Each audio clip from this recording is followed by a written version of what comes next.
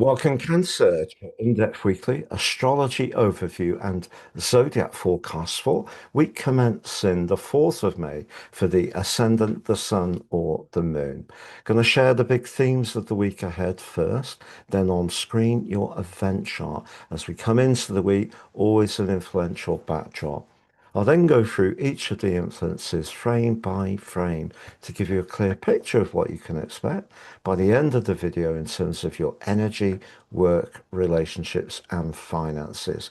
I'm astrologer Patrick Arundel. A very warm welcome. If you've yet to subscribe to my channel, please do so now to help it to continue to thrive. But please also click or tap the bell notification symbol.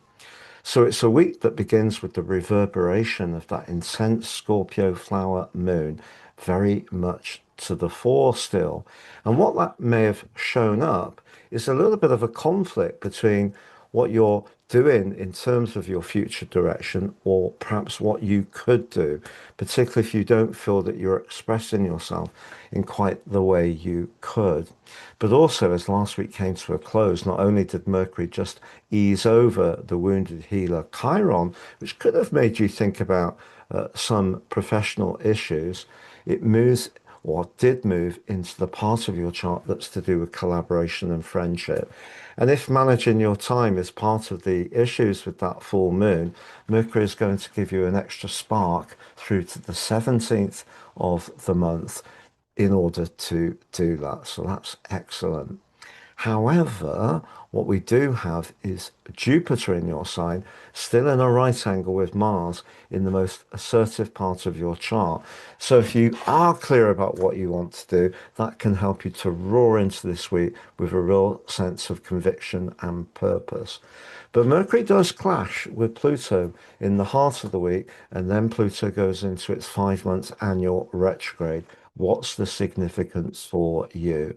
So on the screen now, Cancer is your event chart. As ever, we need to be mindful of your ruler, the moon. So it's moved on from Scorpio. So in the free-spirited Sagittarius, if you're not working on Monday, the chances are you may want to get busy around your home, perhaps turn up some nice music and just enjoy clearing up any outstanding domestic chores. But it is in an opposition with Venus as we enter into this week. Possibly that can see you do something very generous or thoughtful for someone else. But talking of Venus, Venus is in that 12th house, and that can see you very reflective about past relationships, or perhaps is there someone you're getting to know at the current time, maybe through your work, and for now it needs to be confidential. Or are you discussing something of a business or financial matter that's confidential? That's possible.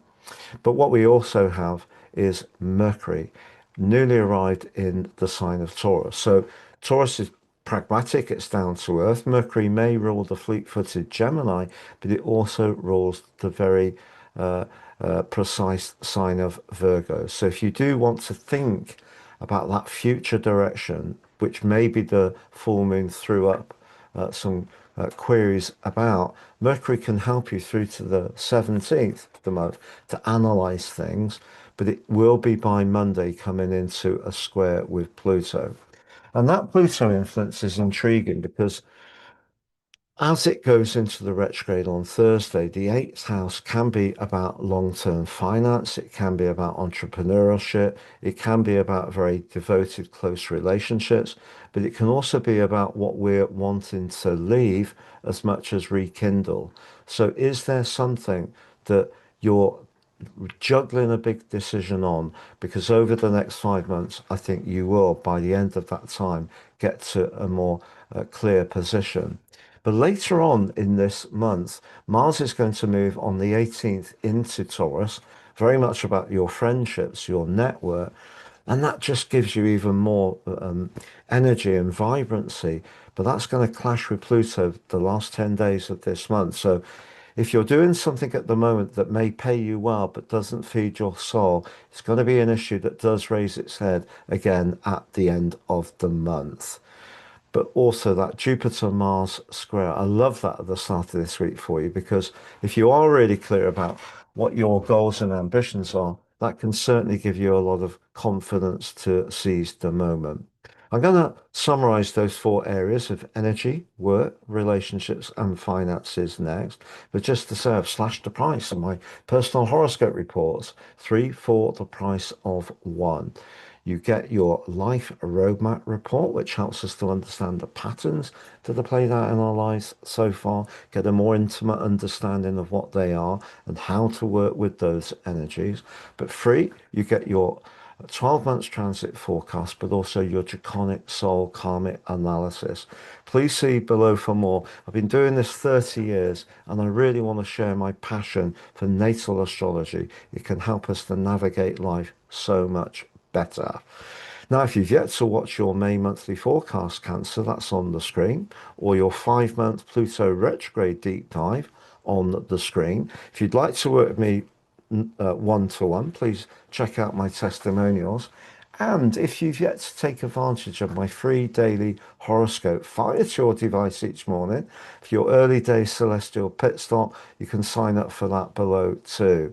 So to summarize, it depends where you are in your situation at the moment, but I think the full moon did ask you this existential question. Whatever you're doing with your future, does it help you to showcase what comes from your heart? And if money is part of the equation, because Pluto can be about money, that may be something you're still juggling with as you come into this week. But equally, it may be around someone you're attracted to. Pluto in that T square with the Scorpio moon and the sun in Taurus may be very much about lust. But is it lust for the right reasons? That's a question that's going to come up this week with Mercury squaring up with Pluto as well, and Pluto going into that retrograde. But if you're really clear about where you're heading, and you've got a plan and you're really committed to it, the drive and passion that Mars and Jupiter give you are fabulous. What about neat vitality? Well, we know that Saturn can, in the sign of Aries, affect our energy, our physical energy. So if you're doing too much at work, that's obviously a consideration. But it's more this 12th house energy, particularly Uranus being there. Getting rest with Uranus in the 12th house is important, but also integrating any worries and concerns we've got so that they're not draining us, but in a non-conscious way. Have a great week, Cancer. Thank you so much for joining me. It's been a pleasure being with you and look forward to seeing you again soon.